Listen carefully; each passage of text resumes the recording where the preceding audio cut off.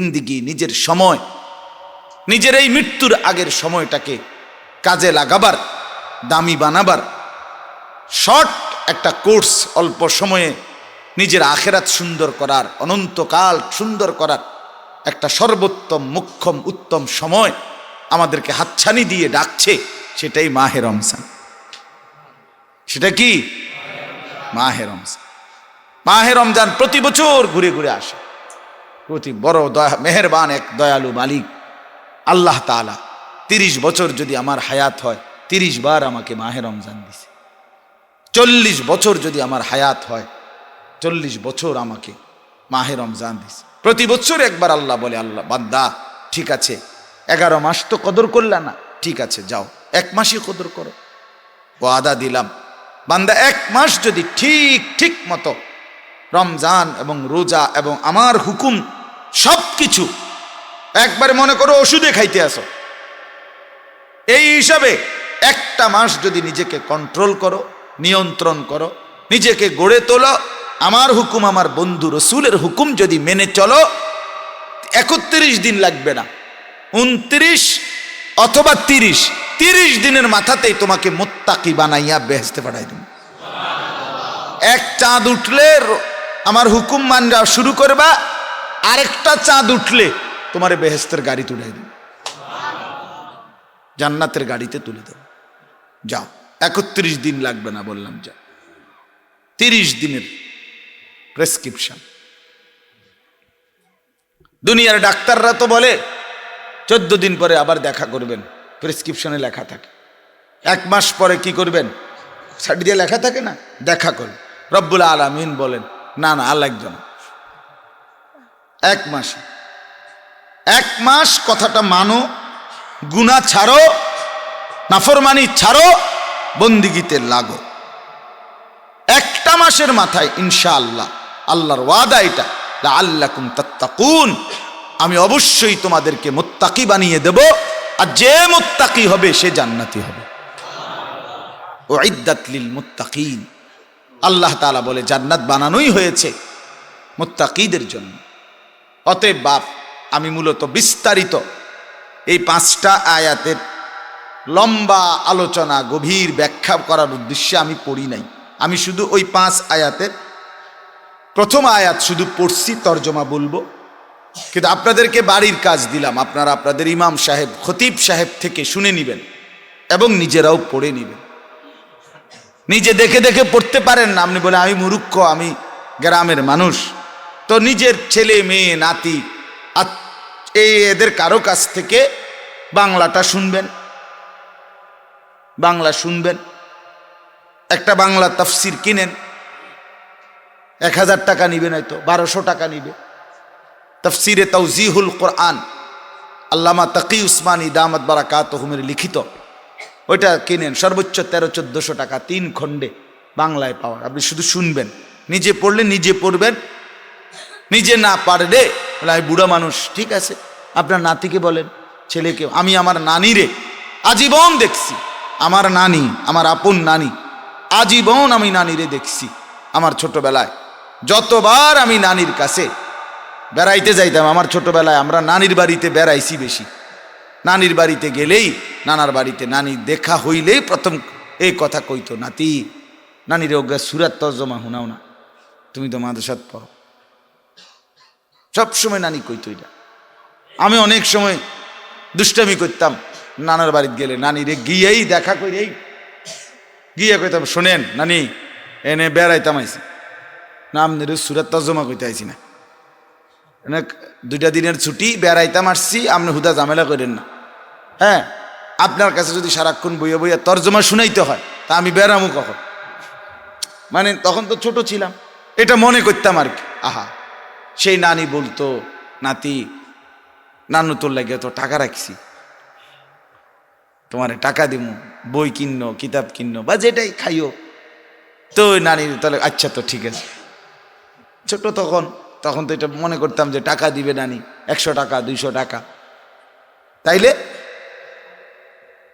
এটাই বললাম, আল্লাহ তাআলা আমাদেরকে বুঝার তৌফিক দান করেন।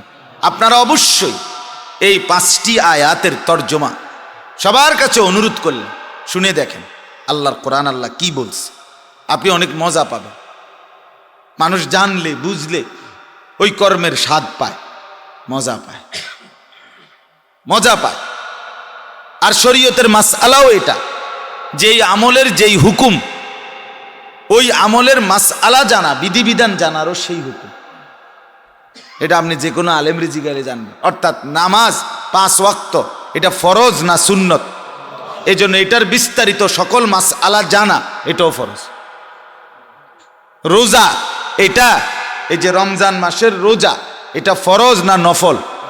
অতএব কসম, এটার মাসআলা জানা, এটার বিধিবিধান জানা, এটার হুকুম জানা, কি কেমনে রোজা, কি রোজা, কখন রোজা, কদ্দুর রোজা, ভাঙ্গে কখন, থাকে কখন, ক্ষতিগ্রস্ত হয় কখন, ইত্যাদি বিস্তারিত জানা, এটার হুকুম জানা, এটাও ফরজ, এটাও ফরজ। তাহলে যেই আমলের যেই হুকুম, ওই আমলের মাসআলা জানা, বিধিবিধান জানারও কি সেই। তাহলে আপনি যে জানেন না, আপনি যে নামাজের অসংখ্য মাসআলা জানেন না, নামাজের মাসআলা এতটাই জরুরি যে একেবারে কসম খোদার আমি এখনো প্রতিনিয়ত নামাজের মাসআলা নিয়ে পেরেশান থাকি। আমি নিয়মিত নতুন নতুন এই পেরেশানি তৈরি হয়, তো জিজ্ঞেস করি উলামায়ে কেরামের কাছে। আর আমাদের অসংখ্য মুসল্লিরে জিজ্ঞাসা করে দেখেন, চাচা আমি এই গত 2 দিন আগেও আল্লামা মুফতি আমজাদ সাহেবরে জিজ্ঞাসা করছি, এই যে যার মাদ্রাসার উস্তাদ এখানে বয়ান করলো এখন, এই যে হুজুর, উনি ওই খানকার। আমি ওনারে বললাম যে আমারে উর্দু একটা পূর্ণাঙ্গ কিতাবের নাম কোন, যেটাতে নামাজের খুঁটিনাটি সব মাসআলা পাওয়া যাবে। এই 2-3 দিন আগেও বলছি, উনি নাম বলছে আমার, আমি কেনার জন্য ঢাকা ফোন করাইছি। তো এখন আমার প্রশ্ন হইল, একজন বয়স্ক চাচা বলেন গত 30 বছরে, গত 20 বছরে, আরে বাদ দেন 20 বছর 30 বছর, গত 1 বছরে আপনি কোনোদিন নামাজের একটা মাসলা মাসাইল ইমাম সাহেবরে জিগাইছেন? আপনি কোন? রাস্তার 2 পাশে বসে সময় নষ্ট করে, আড্ডা মারে, মোবাইল টিপে, আজে বাজে কথা বলে। যে অধিকাংশ ইফতিজার যারা, তো এটাই করে, মানে অন্য কোনো বোন বা নারীর প্রতি অশালীন কথাবার্তা, অঙ্গভঙ্গি করে, ইফতিজার, অপদার্থ, অসভ্য, নিকৃষ্ট চরিত্রের। তো সাহাবীরা জিজ্ঞেস করছেন, ইয়া রাসূলুল্লাহ সাল্লাল্লাহু আলাইহি ওয়াসাল্লাম, কখনো কখনো আমাদের অবস্থা এমন হয় যে রাস্তায় বসা ছাড়া আমাদের আর বসার কোনো জায়গাই থাকে না, আমরা নিরুপায়, এতটা সীমিত আমাদের জায়গা, তখন আমরা কি করব? আল্লাহর নবী সাল্লাল্লাহু আলাইহি ওয়াসাল্লাম বলেন, যদি এমনই হয় যে রাস্তায় বসতেই হবে তোমাকে, নিরুপায়, উপায়ই নাই, তো তখন রাস্তার হক আদায় করো। এরপরে তো সাহাবীরা জিজ্ঞেস করলেন, ওমা হাক্কুহু, রাস্তার হক। তো নবী সাল্লাল্লাহু আলাইহি সাল্লাম বললেন, 1 নাম্বার হলো গাদ্দুল বাসার, চোখ নামিয়ে রাখা। এটা হলো 1 নাম্বার হক রাস্তার মধ্যে। রাস্তা যেহেতু, এটা দিয়ে স্বাভাবিক কোনো মা, কত বোন, কোনো কন্যা, নারী যাবেই, যেতেই পারে। সেক্ষেত্রে তুমি রাক্ষসের মতো হা করে তাকায় থাকলে, অসভ্য দুশ্চরিত্রের মতো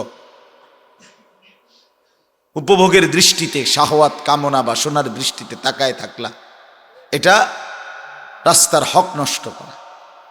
নবীজি এই জন্য বলছে 1 নাম্বার হলো গাদ্দুল বাসার, চোখ নুয়ে রাখা, দৃষ্টি নত রাখা। 2 নাম্বার হলো কাফুল আদা, কষ্টদায়ক জিনিস রাস্তা থেকে সরিয়ে দেয়া। 3 নাম্বার হলো ওয়ারাদ্দুস সালাম, কেউ সালাম দিলে তার সালামের জবাব দেওয়া, সালামের জবাব প্রদান করা। 4 নাম্বার হলো ওয়াল আমরু বিল মারুফ ওয়ান নাহয়ু আনিল মুনকার, একে অপরকে নেক কাজের আদেশ করা, গুনাহের কাজ থেকে নিষেধ করা। তাহলে সমবয়সী যদি হাঁটতে চলতে রাস্তায় দাঁড়াইতে হয়, বসতে হয়, তো একে অপরকে কল্যাণের কথা বলা, নেক কাজের কথা আদেশ করা, গুনার কাজ থেকে নিষেধ করা। আমি একদিন দেবিদ্বার, কুমিল্লা দেবিদ্বারে দিয়ে আসতেছিলাম বিকেলবেলা বা আসরের আগে। তো ওইটা সবসময় জ্যাম থাকে, আকসার অধিকাংশই ওই বাজারের অংশটা পার হইতে জ্যাম থাকে। জ্যামের কারণে গাড়ি আস্তে আস্তে চলতেছে।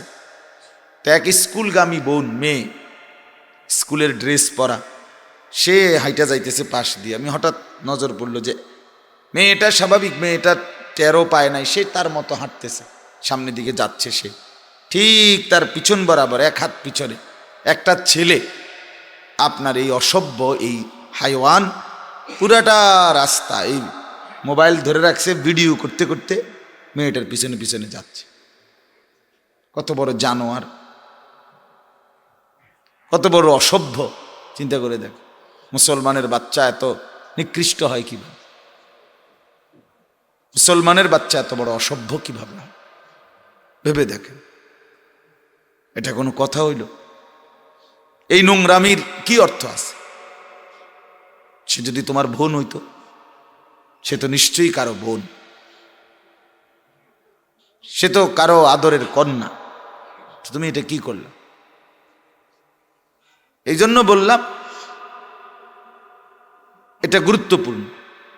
এই কারণে বললাম সব সময় মসজিদে, মাহফিলে, দ্বীনি মজমায় বা জীবন চলার যে কোনো ক্ষেত্রে এই কিছুক্ষণের সঙ্গী, ক্ষণিকের যার পাশে বসছেন, দাঁড়াইছেন, তাকে একটু আন্তরিকতা দেখানো, সহমর্মিতা দেখানো, তার প্রতি একটু উত্তম ব্যবহার করা, এটা আল্লাহ তাআলার হুকুম এবং রাসূলুল্লাহ সাল্লাল্লাহু আলাইহি সাল্লামেরও সুন্নাহ। নবী সাল্লাল্লাহু আলাইহি ওয়াসাল্লাম স্পষ্ট বলেছেন, কাউকে রাস্তা বলে দেওয়া এটা সাদাকা, আল্লাহর রাস্তায় দান করার সওয়াব। কোন অন্ধকে রাস্তা পার করে দেয়া এটা সাদাকা, আল্লাহর রাস্তায় দান করার সওয়াব। এইভাবে ছোট্ট ছোট্ট আমল নবীজি বলছে, লা তাহকিরান্না মিনাল মারুফে সেই, কোনো ছোট্ট নেক কাজ, ভালো কাজকে ছোট মনে করে ফেলে দিও না, ছোট মনে করো না। যদিও এত ছোট যে উদাহরণ দিছে নবীজি, তোমার ভাই পানি তুলতেছে বালতি দিয়ে, আরেকজন কেউ, তুমি তার বালতির কোনাটা ধরে তাকে তুলবার জন্য, উঠাইবার জন্য একটু সহযোগিতা করে দাও, এটাও সাদাকা, আল্লাহর রাস্তায় দান সাদকা করার সওয়াব। এজন্য কথার প্রসঙ্গে বললাম, আমি প্রতিনিয়তই কষ্ট পাই এটা। যখনই বলি মাহফিলে যে ভাই একটু আগায় আসেন, চাইপা বসেন, এই শুধু এদিক সেদিক তাকায়, অনেক মানুষ পিছনে তাকায় কিন্তু জাগাত বসে। অর্থ হলো উনি এটা বুঝাইতে চায় যে আমি তো হুজুরের এই কথা শুনতাম না, দেখি আর কেউ শুনিনি, আমি তো আর নড়তাম না, বাকি আর কোনো বেকুব আসেনি এরকম যে শক্তই আমার মতো বইয়া রইছে, এরকম আর কেডা কেডা, এটা একটু দেখে রাখে। পরে হয়তো একসাথে কথা বলবো যে একদম ঠিক করছে বেড়া, এতে বালা হুজুরের কথা শুনি না বেড়া। আর এই সমস্ত হুজুরের কথা শুনুনের টাইম আছে নি বেড়া? টাইম নেই, আসলেই টাইম নেই, হায়াতেরও টাইম নেই, জিন্দিগিরও কি নাই, সময় নেই। আল্লাহ তাআলা আমাদের প্রত্যেককে ছোট থেকে ছোট, ক্ষুদ্র থেকে ক্ষুদ্র ভালো কাজ করার তৌফিক দান করে। ফিকির যুবক ছেলেরা অনেক ভালো কাজ করতে পারো ভাই, ছোট ছোট কাজ জীবনে অনেক কল্যাণ বয়ে আন। ছোট্ট কাজ, সৃজনশীল, মানুষের কল্যাণে অনেক ছোট কাজ করা যায়, এটা অনেক গুরুত্বপূর্ণ। এক বৃদ্ধ, এক দুর্বলকে সহযোগিতা করা, এক মানুষের বিপদে তার পাশে দাঁড়ানো, যে কোনোখানে যে কোনো মানুষ, এরকম অনেক যুবক আলহামদুলিল্লাহ কলেজ, ইউনিভার্সিটি, জেনারেল, আরবি, মাদ্রাসা সব লাইনে আছেও, যারা মানুষের কল্যাণে ছোট ছোট কাজ করে শান্তি পায়, মজা পায়, তৃপ্তি পায়। যে যাদেরকে সবাই অবজ্ঞা করে তাদের সেবা করে, এরও মাঝে মাঝে পত্রিকায় খবরে আসেও যে অনেক সুন্দর সুন্দর কল্যাণমুখী, সেবামুখী কাজ করে। তো এটা অনেক বড় একটা মহৎ গুণ। ইসলাম প্রত্যেকের সাথে সহমর্মিতা আন্তরিকতা দেখাবার আদেশ করেছে। মুআজ্জাজ হাজিরিন, পবিত্র কোরআনুল কারীমের 183 নম্বর আয়াত সূরায়ে বাকারা, কোরআনুল কারীমের দ্বিতীয় পারা, দ্বিতীয় সূরা, সূরায়ে বাকারা। এই সূরার 183 নম্বর আয়াত তেলাওয়াত করেছি। অল্প একটু সময়, এইটুকু সময়ে আমি ইনশাআল্লাহ এই একটি আয়াতের সংক্ষিপ্ত কয়েকটি কথা আপনাদের কাছে আরজ করতে চাই। মূলত কোরআনুল কারীমের এই দ্বিতীয় পারা, দ্বিতীয় সূরা, সূরায়ে বাকারা, এই সূরার 183 থেকে 187 এই 5টি আয়াত, 183, 84, 85, 86, 87, এই 5টি আয়াত হলো পুরা কোরআনুল কারীমের মধ্যে রমজান সম্পর্কিত, রোজা সম্পর্কিত সবচেয়ে সারগর্ভ বিস্তারিত মৌলিক কোরআনের আলোচনা রোজার উপরে। এখানে এই 5 আয়াত, এজন্য প্রত্যেকটা ইমানদার মুসলমানের উচিত নিজ নিজ মহল্লার ইমাম সাহেবদের কাছে এবং নিজেও কোরআনুল কারীমের তরজমা, সংক্ষিপ্ত ব্যাখ্যা ওয়ালা কোনো কিতাব থেকে এই 5টা আয়াতের তরজমা, সংক্ষিপ্ত ব্যাখ্যা পড়া, শোনা উচিত। ফলে রমজানের মূল উদ্দেশ্যটা কি, বৈশিষ্ট্যটা কি, উপকারিতাটা কি রোজার, এটা আল্লাহ তাআলা এই 5 আয়াতে খুব অল্প কথায় আল্লাহ তাআলা অনেক বিশদ গভীর কথা উল্লেখ করেছে। কোরআনুল কারীমের একটা বৈশিষ্ট্য হলো কোরআনুল কারীমের শব্দ কম কিন্তু বুঝানোর বিষয়, ব্যাখ্যা, বিশ্লেষণ অনেক। আরবিতে বলে বাহরুন ফিল কুজ, অর্থ হলো জগের মধ্যে, গ্লাসের মধ্যে, বদনার মধ্যে, ছোট্ট জগের মধ্যে যেন এক সাগর পানি ভরে দেয়া হলো। কোরআনুল কারীমের মধ্যেও এরকম এক শব্দের, এক লাইনের হাজার হাজার ব্যাখ্যা মুফাসসিরিনে কেরাম, ওলামায়ে কেরাম যুগ যুগ ধরে করতেছে, আজও শেষ হয় নাই, আগামীতেও শেষ হবে না। এটাই একটা আশ্চর্য, এটা একটা অবাক করা বিষয়, কোরআনের মুজিজা। এটা অবাক করা এই বিষয়। মানে কখনোই কোনো মানুষ, ছোট বড় কোনো আলেম, বক্তা, ওয়াইজ, যত বড় মহাজ্ঞানী পণ্ডিত হোক, কোরআনুল কারীমের কোনো লাইনকে ব্যাখ্যা করে যে আশা করা যায় আমি এখন পর্যন্ত আপনাদের সামনে যা বললাম এরপরে পৃথিবীতে আর কেউ এখান থেকে কোনো নতুন কিছু বলতে পারবে না, এমন তথ্য দিতে পারবে না, এরকম বলার সাহস, হিম্মত, যোগ্যতা কারণে সিস্টেমে নেই, পারবে না সে। কোরআনুল কারীম এটা অসাধারণ, এটা যেন অথই সাগর, যে সাগরের তলদেশে মনে হয় যেন কোনো কুল কিনারা নাই, শুধু পানি উঠছে তো উঠছে, উঠছে তো উঠছে। কোরআনুল কারীম এই ১৫০০ বছরের কাছাকাছি ধরে উম্মতের কত লক্ষ আলেম ওলামা, হাজার হাজার কোটি কোটি, এই ১৫০০ বছরে লিখতেছে, বলতেছে, গবেষণা করছে, বিশ্লেষণ করতেছে, কিতাবের পর কিতাব লিখতেছে, কিন্তু কোথাও কেউই কোনো আয়াতের যে এই আয়াতের উপরে আর নতুন বলার মতো কোনো কথা নাই, এমন নাই। এটা কোরআন, এটা মুজিজা। এজন্য কোরআনুল কারীমের এই 5টি আয়াতের সংক্ষিপ্ত ব্যাখ্যা আপনারা পড়বেন, বিবেকবান যারা, যাদের আখিরাত দরকার, যাদের পরকাল দরকার, আজ যার দুনিয়া নিয়া হিসাব কিতাব মিলাইয়া মোটামুটি ক্লিয়ার, আপনি সারবেন তৃপ্ত, তো ঠিক আছে, চলেন, আপনিও চলতেছেন, আমরাও চলতেছি, আলহামদুলিল্লাহ। একদিন মাটি আমাদের সবাইকেই গ্রহণ করবে, মাটি আমাদেরকে সবাইকে নিয়েই যাবে। আজকে আমি আমার জ্যাঠা, আপন জ্যাঠা, আমার বাবার বড়, আমার বাবা চাচা 4 জনের মধ্যে বড় যিনি ছিলেন, আমার সেই জ্যাঠার জানাজা পড়াইছি জোহরের পরে 2:30টার দিকে, সেই কুমিল্লা নাঙ্গলকোট। জ্যাঠারে মাটি দিয়ে দোয়া করে এরপরে আমি এই মাত্র আসছি, সকাল থেকেই ঠিকমতো ঘুমাইতেও পারি নাই। অনেক দূর, নাঙ্গলকোট বহু দূর, ওইখান থেকে এখানে আসছে। তো আমি বললাম, ভাবলাম, গাড়ি তো বসে বলতেছি আমার জ্যাঠার জানাজা হইল, তো মনে হইল কবরস্থানের দিকে তাকাইয়া ভাবলাম যে আমি এখন বলছি, আমার সাথে আমার প্রিয় এক ছাত্র মাওলানা ইয়াহিয়া আসছে, ওরে বললাম যে দেখো, এই কোটি কোটি মানুষ আমরা প্রত্যেকেই আল্লাহ তাআলা আমাদেরকে মাটি দিয়ে তৈরি করেছেন। তো মনে হচ্ছে যেন মাটি প্রতিনিয়ত আমাদেরকে যেই মাটিটা দিচ্ছে আমাদেরকে বানাবার জন্য, সে একদিন না একদিন অল্প সময় পরে আবার নিজের মাটিটা সে নিয়েই নেয়, মাটি ফেরত দেয় না, একবারে দিয়া দেয় না, সে আবার তার এই মাটি আবার তার কাছে কি করে নেয়, নিয়েই নেয়। কারণ কিছুদিন পরে কবরের এই লাশ মাটি হয়ে যাবে, মাটির সাথেই মিশে যাবে। তার মানে মনে হচ্ছে যেন যে মাটিটা দিছিল আমারে বানানোর জন্য, সে মাটি আবার কি করে ফেলছে, নিয়ে গেছে। অতএব শেষ পর্যন্ত এই জমিন আমাদের প্রত্যেককেই নিয়েই যাবে, এটাই সত্য, এটাই বাস্তব।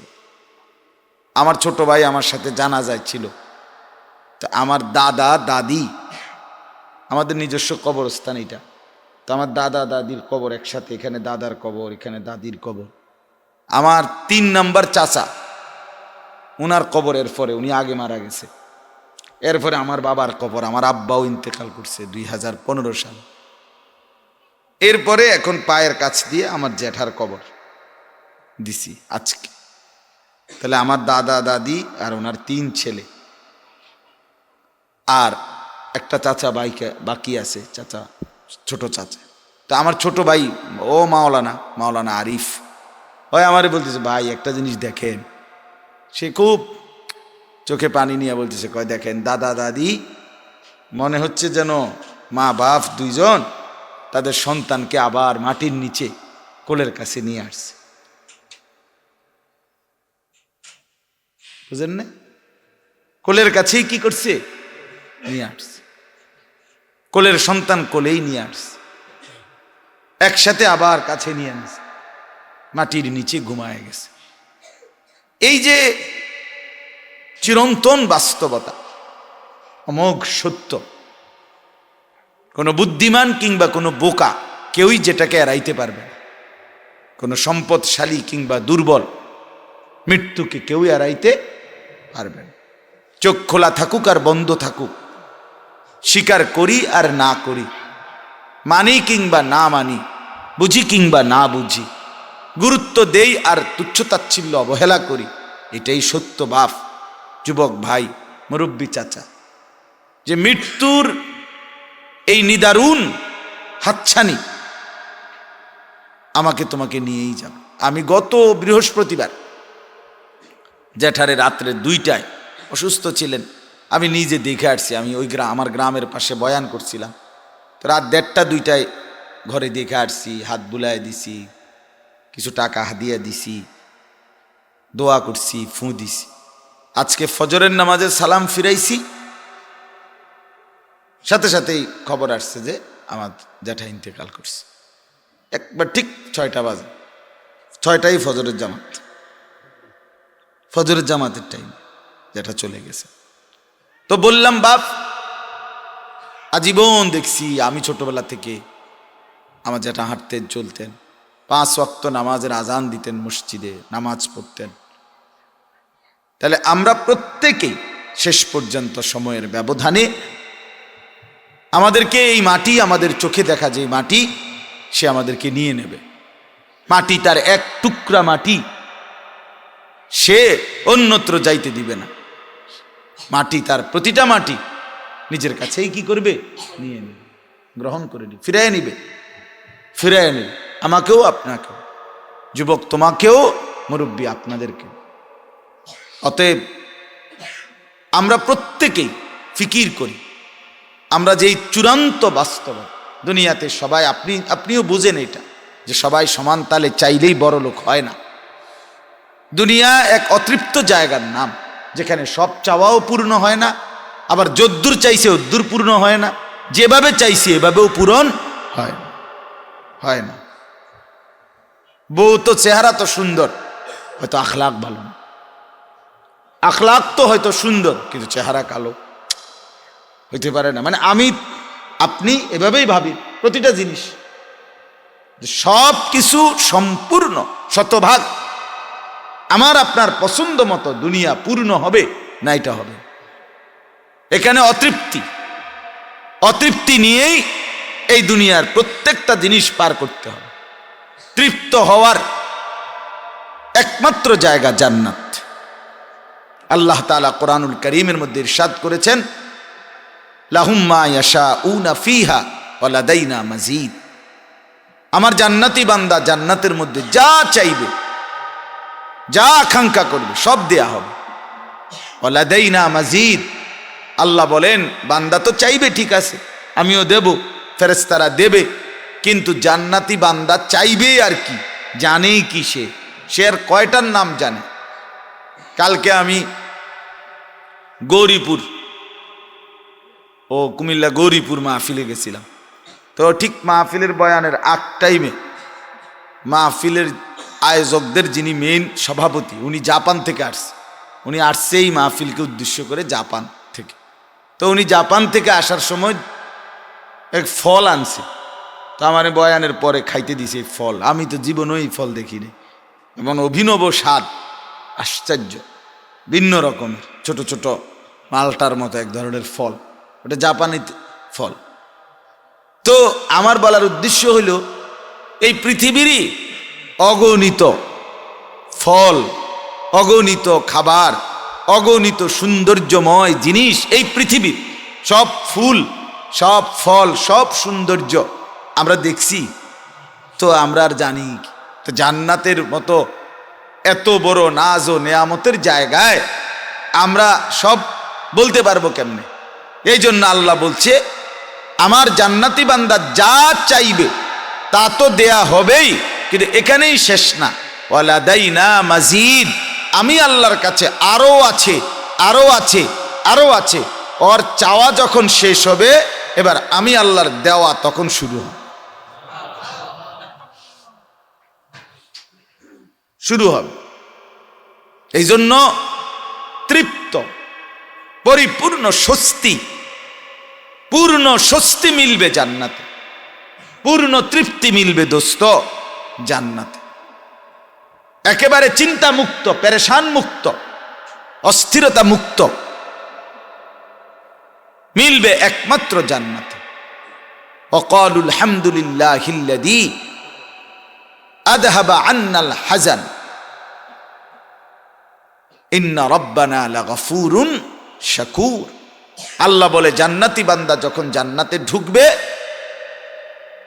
জান্নাতের সমস্ত কিছুর দিকে তাকিয়ে এরপরে বলবে, আল্লাহ আপনার প্রশংসা করছি, আজকেই কেবল আমার সমস্ত চিন্তা পেরেশানি চিরতরে দূর হল। কোথায় বলেন না, কোথায়? জান্নাত, জান্নাত। অতএব দুইটা কথা মিলান। এক হলো, মৃত্যু নামের এই চির সত্যকে আপনি আমি কেউ আড়াল করতে পারবেন, পারবেন। আমার যে জ্যাঠা মারা গেছে, জ্যাঠার নাতি, মেয়ের ঘরের নাতি পুলিশের কর্মকর্তা, হ্যাঁ ওটা তো পুলিশ ঘরে আছে, ওটার কেমনি নিল আজরাইলে? ওটার নাতি সরাসরি পুলিশ, কথা বুঝছেন না? তো উনারে কেমনে সাহস করলো আজরাইল নেওয়ার? তার মানে এটাই বুঝাইল, এটাই বাস্তবতা। নিদারুণ। আমি অনেকক্ষণ তাকায় দেখলাম, নিয়মিতই তো দেখি, যেটার লাশের দিকেও তাকায়। হায়, গত বৃহস্পতিবারও যিনি আমার সাথে কথা বললেন, এই লোকটাই এখন নড়ে না, চোখ মেলে না, কথা বলে না, হাত নাড়ায় না। আরে কি আশ্চর্য, কি অবাক করা বিষয়! একজন জলজ্জান্ত মানুষ চোখের সামনে আমাদের ছিল, সেই মানুষটা আজকে আমাদের সামনে একদম স্থির। এটা কেমন কথা? যদি কারো বিবেক থাকতে, যদি কারো বিবেক থাকতো সত্য কথা, তাহলে লাশ দেখে সে চিৎকার করত।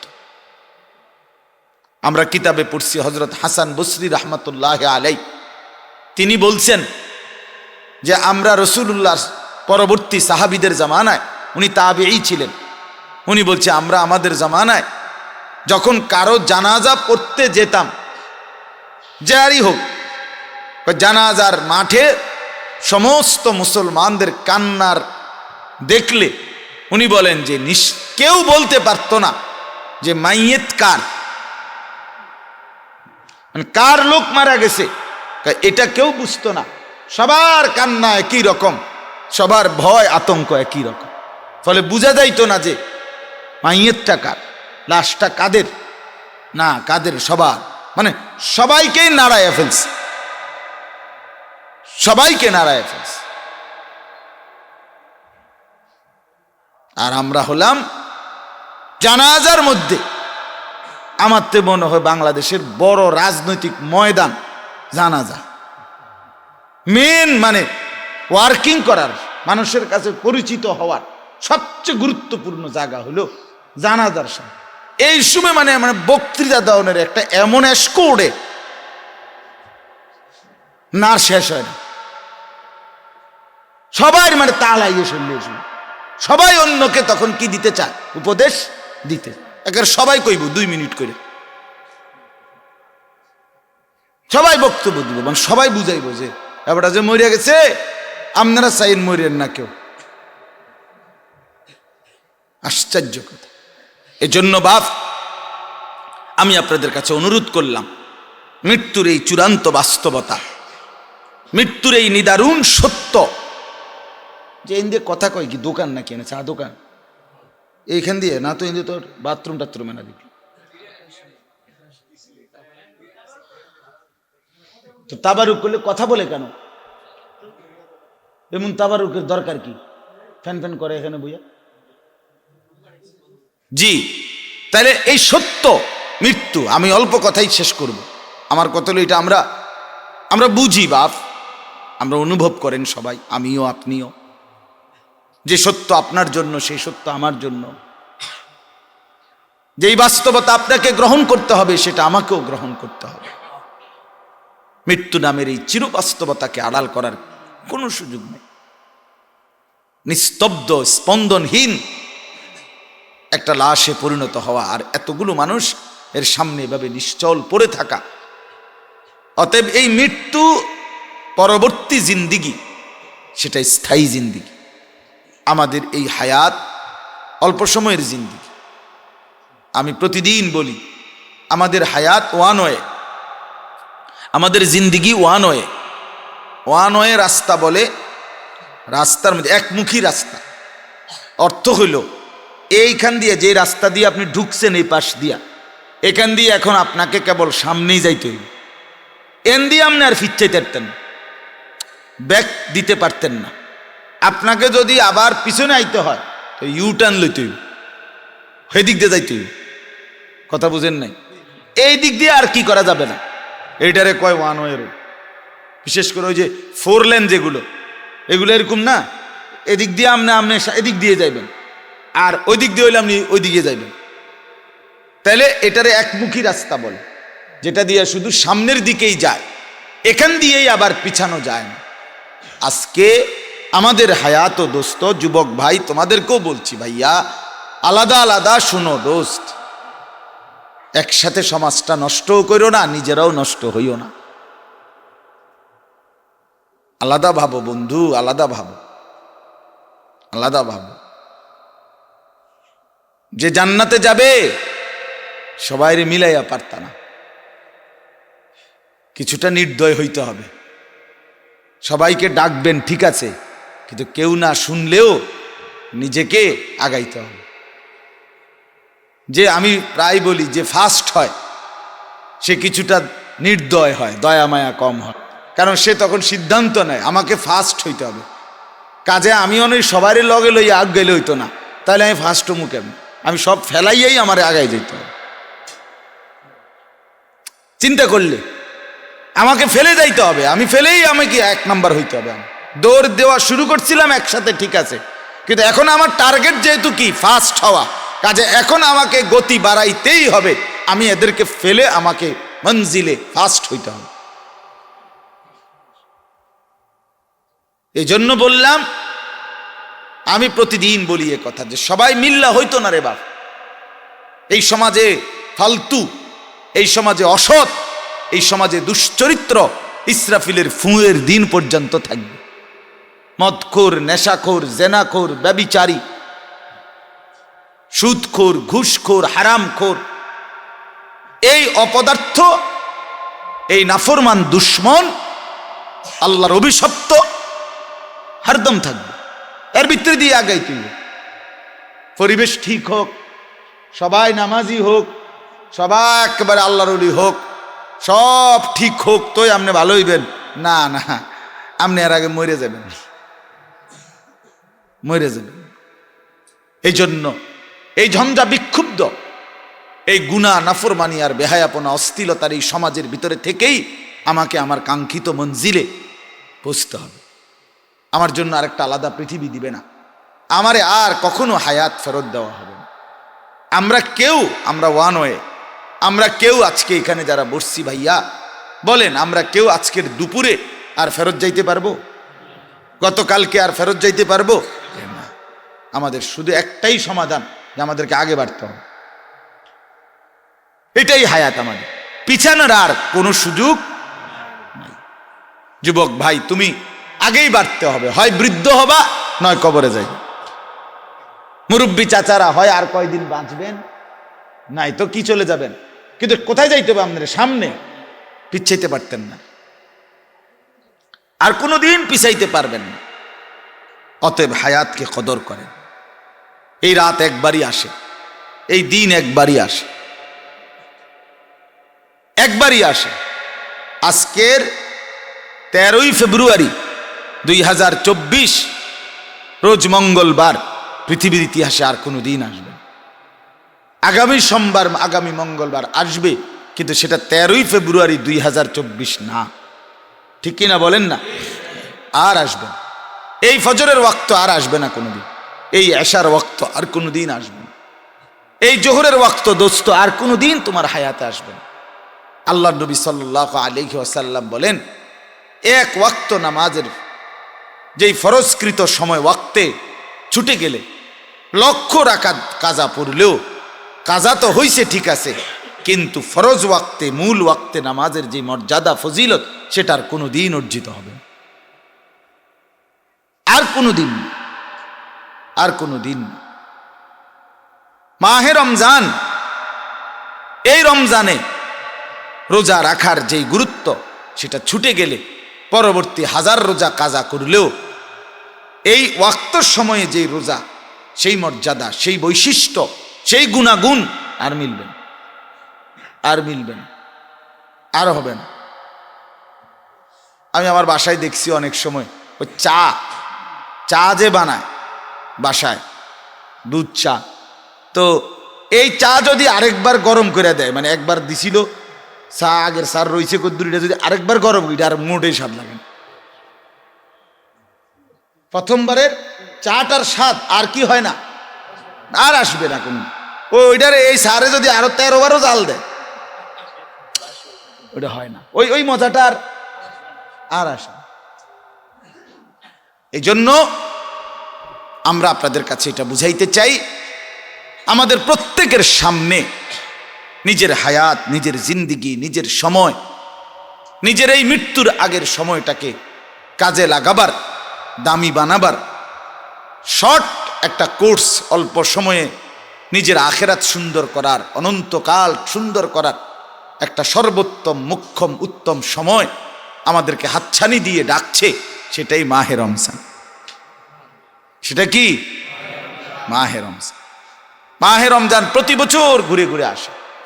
প্রতি বড় মেহেরবান এক দয়ালু মালিক আল্লাহ তাআলা 30 বছর যদি আমার হায়াত হয়, 30 বার আমাকে মাহে রমজান দিছে। 40 বছর যদি আমার হায়াত হয়, 40 বছর আমাকে মাহে রমজান দিছে। প্রতি বছর একবার আল্লাহ বলে, আল্লাহ বান্দা ঠিক আছে, 11 মাস তো কদর করলা না, ঠিক আছে যাও 1 মাসই কদর করো। ওয়াদা দিলাম বান্দা 1 মাস যদি ঠিক মতো রমজান এবং রোজা এবং আমার হুকুম সব কিছু একবারে মনে করো ওষুধে খাইতে আসো, এই হিসাবে 1টা মাস যদি নিজেকে কন্ট্রোল করো, নিয়ন্ত্রণ করো, নিজেকে গড়ে তোলো, আমার হুকুম আমার বন্ধু রসুলের হুকুম যদি মেনে চলো, 31 দিন লাগবে না, 29 অথবা 30 দিনের মাথাতেই তোমাকে মুত্তাকি বানাইয়া বেহেশতে পাঠাই দেব। এক চাঁদ উঠলে আমার হুকুম মানা শুরু করবা, আরেকটা চাঁদ উঠলে তোমার বেহেশতের গাড়ি তুলে দেব, জান্নাতের গাড়িতে তুলে দেব। যাও, 31 দিন লাগবে না বললাম, যা 30 দিনের প্রেসক্রিপশন। দুনিয়ার ডাক্তাররা তো বলে 14 দিন পরে আবার দেখা করবেন, প্রেসক্রিপশনে লেখা থাকে। 1 মাস পরে কি করবেন, সার্টি দিয়ে লেখা থাকে না, দেখা করবেন। রব্বুল আলামিন বলেন না আর লাগবে না, 1 মাস। 1 মাস কথাটা মানো, গুনাহ ছাড়ো, নাফরমানি ছাড়ো, বন্দিগিতে লাগো। 1টা মাসের মাথায় ইনশাআল্লাহ, আল্লাহর ওয়াদা এটা, লাআল্লাকুম তাত্তাকুন, আমি অবশ্যই তোমাদেরকে মুত্তাকি বানিয়ে দেব, আর যে মুত্তাকি হবে সে জান্নাতি হবে। উইদ্দাত লিল মুত্তাকিন, আল্লাহ তাআলা বলে জান্নাত বানানোই হয়েছে মুত্তাকিদের জন্য। অতএব বাপ, আমি মূলত বিস্তারিত এই 5টা আয়াতের লম্বা আলোচনা, গভীর ব্যাখ্যা করার উদ্দেশ্যে আমি পড়ি নাই। আমি শুধু ওই 5 আয়াতের প্রথম আয়াত শুধু পড়ছি, তর্জমা বলবো। কিন্তু আপনাদেরকে বাড়ির কাজ দিলাম, আপনারা আপনাদের ইমাম সাহেব, খতিব সাহেব থেকে শুনে নেবেন এবং নিজেরাও পড়ে নেবেন। নিজে দেখে দেখে পড়তে পারেন না, আপনি বলে আমি মূর্খ, আমি গ্রামের মানুষ, তো নিজের ছেলে মেয়ে নাতি এদের কারো কাছ থেকে বাংলাটা শুনবেন, বাংলা শুনবেন। একটা বাংলা তাফসির কিনেন, 1000 টাকা নিবে, নয়তো 1200 টাকা নিবে। তাফসিরে তাওজিহুল কোরআন, আল্লামা তাকি উসমানী দামাত বারাকাতুহুমের লিখিত, ওইটা কিনেন, সর্বোচ্চ 1300-1400 টাকা, 3 খণ্ডে বাংলায় পাওয়ার। আপনি শুধু শুনবেন, নিজে পড়লে নিজে পড়বেন, নিজে না পারলে আমি বুড়া মানুষ, ঠিক আছে, আপনার নাতিকে বলেন, ছেলেকে। আমি আমার নানিরে আজীবন দেখছি, আমার নানি, আমার আপন নানি, আজীবন আমি নানিরে দেখছি। আমার ছোটবেলায় যতবার আমি নানির কাছে বেড়াইতে যাইতাম, আমার ছোটবেলায় আমরা নানির বাড়িতে বেড়াইছি বেশি।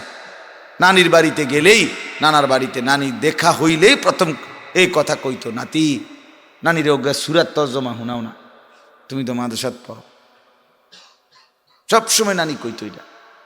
আমি অনেক সময় দুষ্টামি করতাম, নানার বাড়িতে গেলে নানিরে গিয়েই দেখা করেই গিয়ে কইতাম, শোনেন নানি, এনে বেড়াইতাম আইছি না, আপনার সুরাত তর্জমা কইতে আইছি না, 2টা দিনের ছুটি, বেড়াইতাম আসছি, আপনি হুদা ঝামেলা করেন না। হ্যাঁ, আপনার কাছে যদি সারাক্ষণ বইয়া বইয়া তর্জমা শুনাইতে হয়, তা আমি বেড়ামু কখন? মানে তখন তো ছোট ছিলাম, এটা মনে করতাম আর কি। আহা, সেই নানি বলতো, নাতি, নানু তোর লাগে তো টাকা রাখছি, তোমারে টাকা দিমু, বই কিনো, কিতাব কিনো, বা যেটাই খাইও। তো নানির তাহলে আচ্ছা, তো ঠিক আছে। ছোট তখন তো এটা মনে করতাম যে টাকা দিবে নানি, 100 টাকা 200 টাকা। তাইলে এটাই বললাম, আল্লাহ তাআলা আমাদেরকে বুঝার তৌফিক দান করেন। আপনারা অবশ্যই এই 5টি আয়াতের তর্জমা সবার কাছে অনুরোধ করলেন, শুনে দেখেন আল্লাহর কোরআন, আল্লাহ কি বলছে, আপনি অনেক মজা পাবেন। মানুষ জানলে বুঝলে ওই কর্মের স্বাদ পায়, মজা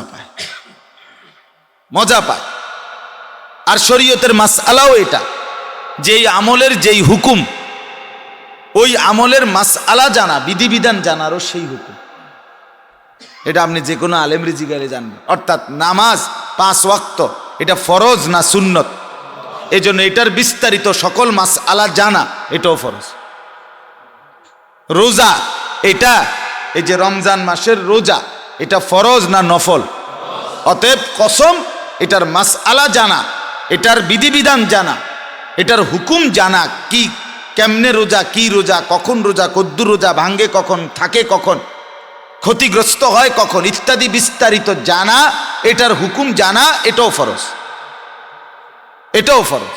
তাহলে যেই আমলের যেই হুকুম, ওই আমলের মাসআলা জানা, বিধিবিধান জানারও কি সেই।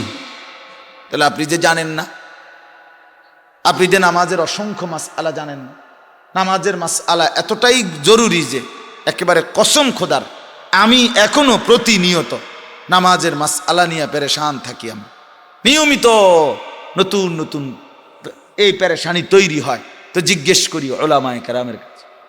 আর আমাদের অসংখ্য মুসল্লিরে জিজ্ঞাসা করে দেখেন, চাচা আমি এই গত 2 দিন আগেও আল্লামা মুফতি আমজাদ সাহেবরে জিজ্ঞাসা করছি, এই যে যার মাদ্রাসার উস্তাদ এখানে বয়ান করলো এখন, এই যে হুজুর, উনি ওই খানকার। আমি ওনারে বললাম যে আমারে উর্দু একটা পূর্ণাঙ্গ কিতাবের নাম কোন, যেটাতে নামাজের খুঁটিনাটি সব মাসআলা পাওয়া যাবে। এই 2-3 দিন আগেও বলছি, উনি নাম বলছে আমার, আমি কেনার জন্য ঢাকা ফোন করাইছি। তো এখন আমার প্রশ্ন হইল, একজন বয়স্ক চাচা বলেন গত 30 বছরে, গত 20 বছরে, আরে বাদ দেন 20 বছর 30 বছর, গত 1 বছরে আপনি কোনোদিন নামাজের একটা মাসলা মাসাইল ইমাম সাহেবরে জিগাইছেন? আপনি কোন ইনসাফের কথা কোন? নিজেরে মাতবর মনে করে, এই বন দুগা খায়, বিড়ি খায়, চা কদ্দুর ফানি দিয়ে বন দিয়ে ভিজাইয়া খায়, সালাক, এই বাদ দুগা খায়, আর নিজের মতো করেই নামাজ পড়ে নিজের মনে। মানে কেউরে কিছু দেখাবেও না, কেউরে বলবেও না, শিখবেও না। না না, আমি বুড়া মানুষ, আমি কি ভুলেবো কি লেগে? আমি কি বাতাসে বুড়ো হয়েছি? পণ্ডিত, মাতবর। আশ্চর্য কথা, আপনি মাঝে মাঝে নিজের নামাজ, নিজের অজু, গোসল, সূরা, কেরাত শিখে নিলে ক্ষতিটা কি? যদি একটু ভুল থেকে যায় তাহলে তো আখেরাতে বরবাদ হয়ে যাবে, হবে কি না বলে? আখেরাতে উপলব্ধি হইলে তখন কি লাভ হবে? এজন্য মাহে রমজানের মাসআলা অনেক কিছু গুরুত্বপূর্ণ। আপনাকে সাহরির মাসআলা, ইফতারের মাসআলা, তাহাজ্জুদের মাসআলা রমজানের সাথে, এরপরে রোজা ভাঙ্গে কিভাবে, রোজা নষ্ট হয় কিভাবে, রোজা মাকরু হয় কিভাবে, এগুলো জানা। এরপরে দিয়ে রোজা আমার কাছে কি চায়, রোজাতে গুনাহ থেকে মুক্ত থাকা, রমজানের শেষ 10 দিনে এতেকাফ করা, রমজানের প্রথম 20 দিনের মধ্যে কি কি বন্দিগি করা, শবে কদরের ইবাদত কি, তারাবির নামাজ কিভাবে পড়ে, কখন পড়ে, কেমনে পড়লে উত্তম, কতটুকু পড়লে উত্তম, এই সব কিছু রমজান সম্পর্কিত গুরুত্বপূর্ণ মাসআলা মাসাইল জানা আপনাদের উপরে ফরজ, আপনাদের উপরে ফরজ। আপনারা খামখেয়ালি করতেছেন, রোজার কিতাবে আন্দাচ্ছা ভাত খাওন, সন্ধ্যা রাইতে ইফতার করুন, এই তো কথা। রোজা এটারই কয়, শেষ রাত্রে দুগা ভাত খাওন ফাঙ্গাস তেলাফিয়া দিয়া, আর সন্ধ্যা রাত্রে বুট মুড়ি খাও, এই এতটুকুই রোজা? না, রমজান অনেক গুরুত্বপূর্ণ ইবাদত। আপনি কি মনে করেন 2টা মাস থাকতে আল্লাহ নবী সাল্লাল্লাহু আলাইহি সাল্লাম যে মাসটার জন্য টানা 2 মাস দোয়া করতেন, কাকুতি মিনতি করতেন, আল্লাহর রসুল সাল্লাল্লাহু আলাইহি ওয়াসাল্লাম, যার আমলের, যার নেকির কোনো ঘাটতি ছিল, কথা বলেন না কেন, যার কোনো 1 জাররা গুনাহ ছিল, তো তাহলে তিনি যদি, যিনি মাসুম, যিনি নিষ্পাপ নবী, যার একটি স্পট নাই, যার হাসরের ময়দানে কোনো গুনাহ নাই, আর এক গুনাহ থাকবে কোত্থেকে? উম্মতের জন্য সুপারিশ করবে তিনি জান্নাতের উদ্বোধন করবেন, হাসরের ময়দানে আল্লাহকে প্রথম তিনি সেজদা দিবেন, আল্লাহর সামনে হাসরের ময়দানে নবী প্রথম কথা বলবেন, আল্লাহর নবীর হাতেই হাসরের ময়দানে আল্লাহর প্রশংসার পতাকা নবীজির হাত মুবারকের মধ্যেই থাকবে। অগণিত মর্যাদা, অগণিত বৈশিষ্ট্য নবীজির হাসরের ময়দান, পরকালকে কেন্দ্র করে। সেই নবী 2 মাস লাগাতার আল্লাহর কাছে দোয়া করতেন, মাওলা 2 মাস আর মাত্র এত কাছে এনে হায়াতটা নিয়েন না মাওলা, রমজানটা দেখাইয়া যা হয় হবে, কিন্তু রমজান পর্যন্ত পৌঁছায়, অবাল্লিগ না রমাদান, দেন না মাওলা রমজান পর্যন্ত পৌঁছায়। এই জন্য আমি আজকের মূল বক্তব্য আমার এই কথাটাই, মাহে রমজানকে কদর করেন বাপ। একজন মুসলমানের উচিত রমজান মাসে একটু আলাদা প্রস্তুতি নেওয়া ইবাদত। আমি রমজানের জন্য আমার অন্যান্য ব্যস্ততাকে আপনি কমান, আপনাকে এটা করতেই হবে। আপনার যদি আখেরাত লাগে, আপনি যদি মুত্তাকি হতে চান, আপনাকে একটু হইলেও আলাদা আপনার কথাবার্তা চলাফেরা, আপনার কর্মব্যস্ততার ভিতর দিয়ে আপনার মধ্যে এটা বুঝতে হবে যে আপনি রমজানকে আলাদা ইবাদতের জন্য প্রাধান্য দিচ্ছেন, এটা বুঝা যাইতে হবে। আপনি যদি আব্দুল কাদের জিলানিও হন, আপনি যদি কাবা শরীফের ইমামও হন, তারপরও আপনার উচিত মাহে রমজানে আপনার দ্বারা বোঝা যাইতেছে যে এবারটা রমজানের কারণে একটু আলাদা। কথা বোঝেন না কথা? উনি ব্যবসা কমায় দিছে, দোকানের টাইম কমায় দিছে, দুনিয়াবি যায় ঝামেলা কমায় দিছে, অন্যান্য কাজ কমায় দিছে, শুধুই আল্লাহর ইবাদত, জিকির, তেলাওয়াত, বন্দিগি, কান্নাকাটি, দোয়া, ইস্তেগফার, এই জিকির আসকারের মধ্যে লেগে গেছে।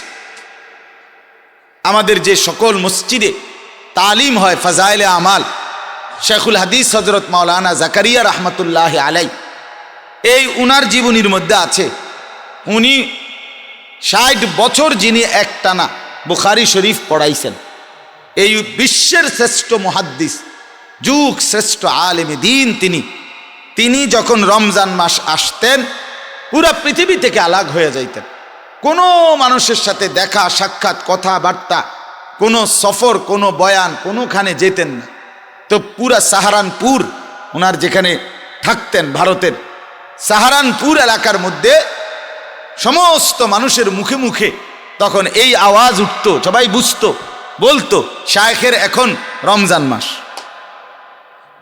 শায়েখের এখন কি রমজান মাস। অর্থাৎ যে কোনো মানুষকে দেখতো যদি দূর থেকে আইসা ওনার সাথে দেখা করতে আসছে, যেমন আমি সকালবেলা 12টার আগে আমার মাদ্রাসায় প্রতিদিন লোকজন দেখা করতে আসে আমার লগে, মাহফিলের বিষয়াদি নিয়ে কথা বল, কারণ 12টার আগে আইলে আমার হুজুররা সবাই কয় যে হুজুর এখন ঘুমে, মানে অর্থাৎ আপনি এত আগে দেখা করতে আসতেন না, বইয়ে তখন লাগবে। কথাটা বুঝছেন? এটা তারা বুঝে জানে। তো ওনারা সবাই জানতেন যে শায়েখের এখন রমজান মাস, উনি রমজান মাসে গোটা দুনিয়া থেকে আলোক হয়ে যায়, গোটা পৃথিবী থেকে আলোক হয়ে যায়। এক মুমিনের বৈশিষ্ট্য এটা, এক মুমিনের সিফাত এটা।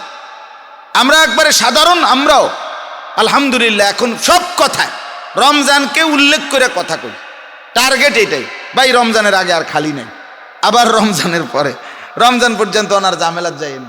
আমার 8 তারিখ, মার্চ মাসের 8 তারিখ উমরার ফ্লাইট, তো আবার রমজানের শেষে থেকে, অর্থাৎ সব কথায় রমজানের আগে এই টাকাটা মিলাইতে হইব, রমজানের আগে এই কাজটা শেষ করতে হইব, রমজানের আগে এই সিলেবাসটা শেষ করতে হইব, রমজানের আগে বন্ধ দিয়ে লাইতে হইব, রমজানের কয়দিন আগে আবার খোলা হবে মাদ্রাসার, মানে এই কথাবার্তি যেটাই কই, শব্দ কোনটা?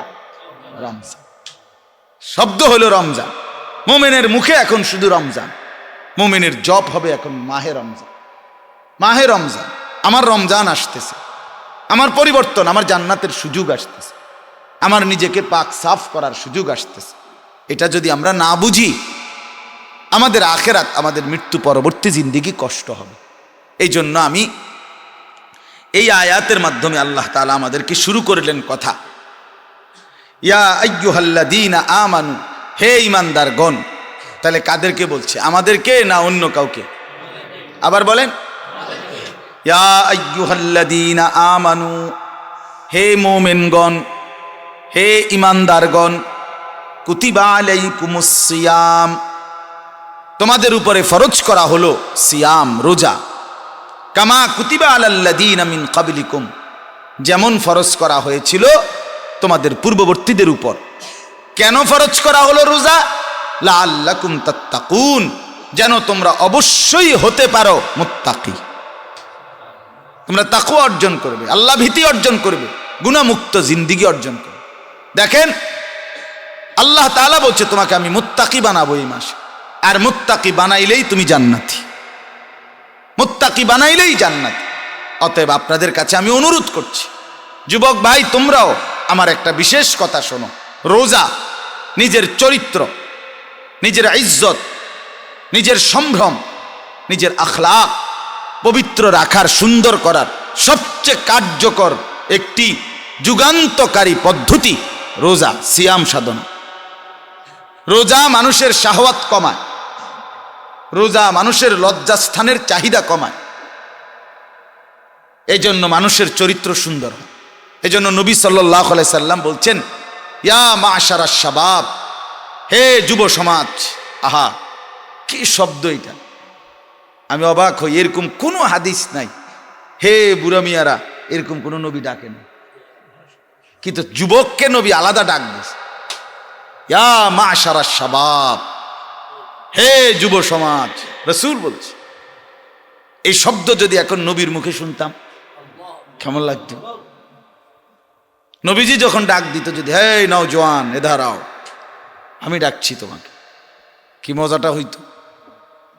নবীজি সাল্লাল্লাহু আলাইহি সাল্লাম বলছেন এটা, ইয়া মাশারাশ শাবাব মান ইসতাতা মিনকুমুল বাআতা ফালিয়াতাযাওয়াজ, তোমাদের যাদের বিবাহের সক্ষমতা, শারীরিকভাবে, আর্থিকভাবে, পারিপার্শ্বিক সব দিক বিবেচনা করে তোমরা বিয়ে করে ফেলো। চরিত্র নষ্ট করো না, আখলাক নষ্ট করো না।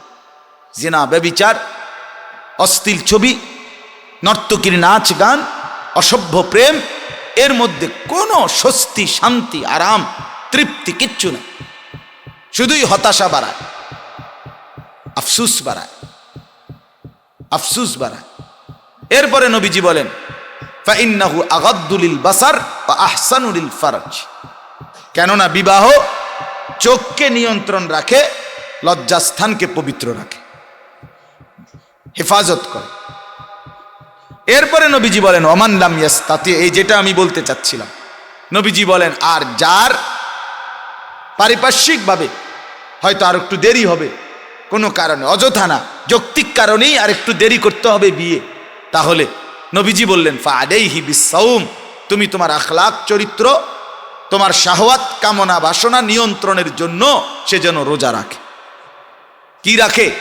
ফাইন্নাহু লাহু বিজাউন, কেননা রোজা কোনো ব্যক্তির কামনা বাসনা নিয়ন্ত্রণের কার্যকর মাধ্যম।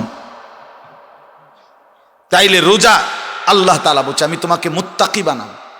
আর তাকওয়ার মূল অর্থ, এই কথাটাই শেষ, তাকওয়ার মূল অর্থ হইল বিরত থাকা গুনাহ থেকে। কোন ব্যক্তি মুত্তাকি হয় দুই গুণে। কয় গুণে? এক নাম্বার, সমস্ত গুনাহ বর্জন করলে। দুই নাম্বার, সমস্ত আদেশ পালন করলে। গুনাহ বর্জন, আদেশ পালন, এই দুইটার সমন্বয় মুত্তাকি। আর এটা যার আছে সেই আল্লাহকে ভয় করে, আর আল্লাহকে ভয় করা, এটাকেই বলা হয় মুত্তাকি। তাইলে এক নাম্বার, এই দুইটার এক নাম্বারটা হলো গুনাহ বর্জন। তো লাআল্লাকুম তাত্তাকুন, বর্জন করা, বর্জন, গুনাহ ত্যাগ করা। আর রোজা, সিয়াম, সাওম, এই শব্দের অর্থ বিরত থাকা, বর্জন করা। আর সাওম, রোজা কাকে বলে? রোজা গ্রহণ করাকে বলে না, রোজা বর্জন করাকে বলে। কথা বোঝেন নাই আমার? খানা গ্রহণ করাকে রোজা বলে না, বর্জন করাকে রোজা বলে। পানীয় গ্রহণ করাকে রোজা বলে না, বর্জন করাকে বলে। স্বামী স্ত্রীর মেলামেশা, এটা করাকে বলে না, বর্জন করাকে বলে। বর্জন করা, ছেড়ে দেওয়া, ত্যাগ করার মধ্যে রোজা। এই জন্য রোজার মধ্যে, রোজার হাকিকতে এটা বর্জন। আর মানুষের জিন্দিগির মুত্তাকির প্রথম সিফাত, জান্নাতি ব্যক্তির প্রথম গুণ বর্জন, মানে সে গুনাহ বর্জন করে, গুনাহ বর্জন করে। এই জন্য আল্লাহ তাআলা বলেন, বৈধ জিনিস বর্জন করাইয়া, যেমন ডাক্তার বলছে গরুর গোশত আপনি আর খাবেন না, কেন? যেহেতু কোরআন সুন্নাহ এটাকে হারাম করছে, এই জন্য। আপনি আর কখনো চিনি খাবেন না, কেন? কোরআন সুন্নাহ এটা হারাম করছে, এই জন্য না। তাহলে বৈধ জিনিস আপনারে দিয়া বর্জন করাইয়া আপনার জীবনের চিকিৎসা, রোগের সুস্থতার করা হয়। ঠিক তেমনি ভাবে আল্লাহ তাআলা বলে, মিথ্যা, চুরি, ডাকাতি, জিনা, ব্যভিচার, মদ, জুয়া, সুদ, ঘুষ, হারাম উপার্জন, এগুলো কি ক্ষতিকর না উপকারী? আল্লাহ বলে, তোমাকে সেই ক্ষতিকর উপাদান থেকে বাঁচাবার জন্য আমি আল্লাহ আগে বৈধ জিনিস থেকে বর্জন করাইলাম। খানা বন্ধ করো, অথচ এটা হালাল। পানীয় বন্ধ করো, অথচ এটা হালাল। স্ত্রী, স্বামী স্ত্রীর পবিত্র সম্পর্ক, এটা হালাল, কিন্তু এটা ছাড়ো। বৈধটা ছাড়াইয়া তোমারে প্রকৃত যে টার্গেট অবৈধ এগুলোর থেকে বাঁচাইতে চায়। এই জন্য যে ব্যক্তি রোজা রাখে, রমজান মাসকে পায়, অথচ মিথ্যা, অন্যায়, অশ্লীলতা, নাফরমানি, হারাম রোজগার, বাটপারি, সিটারি, এই মোবাইলের নাচ গান, উলঙ্গ দৃশ্য দেখা, এই যুবক ভাই, এটা যদি চলতেই থাকে তাহলে তোমার এই রোজার কোনো অর্থ নেই, তোমার এই রোজার 2 পয়সার কোনো দাম নাই। এটা রোজা না, রোজা মানে বিরত থাকা, রোজা মানে বর্জন করা। অতএব আমরা প্রত্যেকেই আমাদের হায়াত, আমাদের জিন্দিগির কদর করে আমরা যেন এই রমজান, আর একটা মাস নাই, আমরা ইনশাআল্লাহ পূর্ণ গুরুত্বের সাথে মাহে রমজানের হক আদায় করার চেষ্টা করব। ঠিক আছে ইনশাআল্লাহ। 5 ওয়াক্ত নামাজ পড়ার সিদ্ধান্ত নেন, রাত্রিবেলা তাহাজ্জুদ পড়ার সিদ্ধান্ত নেন, 20 রাকাত পূর্ণ তারাবি পড়ার সিদ্ধান্ত নেন পুরা মাস। ঠিক আছে না ইনশাআল্লাহ? হ্যাঁ, সেহরির সময় 2 রাকাত, 4 রাকাত, 6 রাকাত নফল নামাজ পড়বেন, ইফতারির সময় দোয়া করবেন, সারাদিন বেশি বেশি আল্লাহ তাআলার কাছে দোয়া করবেন, কালেমার জিকির করবেন, ইস্তিগফার পড়বেন, জান্নাত কামনা করবেন, জাহান্নাম থেকে চাইবেন, আর সব কিছুর উপরে ঢাকনা দিবেন একটা জিনিস দিয়া, অর্থাৎ গুনাহমুক্ত জীবন দিয়া। অর্থাৎ আমার নামাজ, আমার তাহাজ্জুদ, আমার ইফতার, আমার সেহরি, আমার রোজা, আমার তারাবি, এই সবটা হবে গুনাহমুক্ত অবস্থা। কি মুক্ত অবস্থায়? এটা ঢাকনা, 10 আইটেমের খাবার ছোট ছোট বাটিতে দিছে, উর্ফি দিয়ে একটা কি সুন্দর কাপড় দিয়ে দিছে, ঢাইকা দিছে। এটা এই ঢাকনাটা হলো গুনাহবর্জন, গুনাহবর্জন। আল্লাহ তাআলা আমাদেরকে, অনেক ছেলে বাইরে কথা বলতেছে, এই অপদার্থদের জিন্দিগি হলো এই সমস্ত ওয়াজ। আমার একটা প্যাকেট দিব, আমি আসছি দুনিয়াতে একটা খাবারের জন্য, আমি খাবো আর টয়লেটে যাই, ধরলে টয়লেটে যাব, খালাস। আর বাকি টাইম মোবাইল, নারী, ছবি, হ্যাঁ, নর্তকী, হাসি ঠাট্টা, লাতি উষ্টা, চিৎকার চেঁচামেচি, হই হুল্লুর, এই কিছু অপদার্থের জিন্দিগি। আহা, চলো মিয়া, চলো, এমনি এমনি শেষ হয়ে যাবে, এমনি এমনি হায়াত চলেই যায়, চলেই যায়। বহুত বড় আফসোস। আহা, মুসলমানের সন্তান একটা জিলাফির গ্রান পাইলে 3 ঘন্টা ঘুরতে রাজি, 1 প্যাকেট বিরিয়ানি, 1 প্লেট খিচুড়ির জন্য হাঁটবে, কিন্তু একটা সেজদা করবে না। এত বড় দুশ্মন, এত বড় বেহায়া, নির্লজ্জ। যেই জন্তু, যেই জানোয়ার কোনো বাড়িতে খায়, সেই বাড়িতে সে পাহারাদারি করে, কিন্তু মানুষের বাচ্চা আল্লাহর দেওয়া রিজিক খায়, আল্লাহকে সেজদা করে না। এটা জানোয়ারের চাইতো অধম, এটা পশুর চাইতো নিকৃষ্ট, এটা বেহায়া, বিবেকহীন, নির্লজ্জ। আল্লাহ তাআলা আমাদেরকে বুঝার তৌফিক দান করে। আর কোনো কথা? আলহামদুলিল্লাহ রাব্বিল আলামিন। মাওলায়ে করিম আপনি মাফ করে দেন আল্লাহ, রমজান পর্যন্ত হায়াত দান করেন, বঞ্চিত করিয়েন। এই মাওলা, বঞ্চিত করিয়েন না মাওলা। আপনি হায়াত না দিলে রমজান পাবো কিভাবে মাওলা? এত কাছে এনে বঞ্চিত করিয়েন না আল্লাহ, আপনি মাফ করে দেন।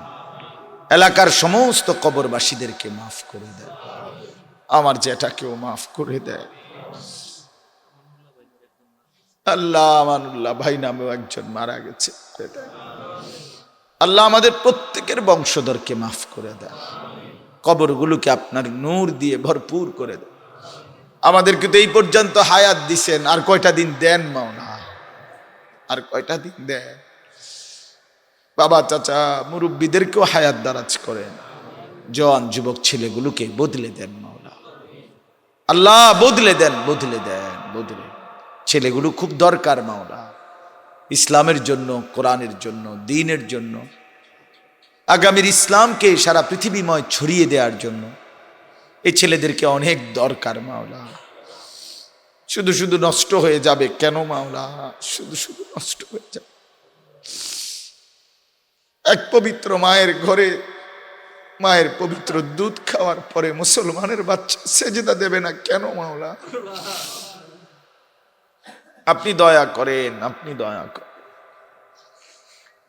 আপনি দয়া করেন মাওলা, আপনি রহম করেন।